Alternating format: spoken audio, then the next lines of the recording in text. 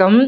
பெசரட் தோசைக்கு ஊற வைக்கிறேன். 200 கிராம் அரிசி, 100 கிராம் உளுந்து, அவ்வளோதான். நைட்டே தண்ணி களைஞ்சி நைட்டே ஊற வச்சுட்டேன். காலையில் எந்திரிச்சு அதோட ஜீரகம், இஞ்சி, பச்சை மிளகாய் 3 அப்புறம் உப்பு கலந்து அரைச்சிட்டு தோசை ஊற்றி கொடுத்தேன். எல்லோரும் ஒவ்வொரு மெஷர்மெண்ட்டு சொல்லுவாங்க. நமக்கு பிடிச்சதுன்னு ஒன்று இருக்கு இல்லையா, அதுபடி தான் செய்ய முடியும்.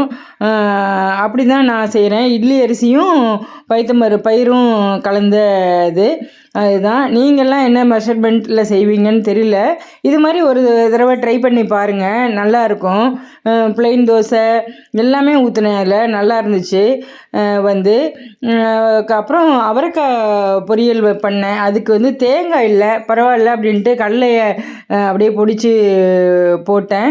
அதுவும் நல்லா இருந்துச்சு. தேங்காய் போடாமலே ரொம்ப நல்லா இருந்துச்சு டேஸ்ட்டு. புளிக்குழம்பு வச்சேன், அவ்வளோ.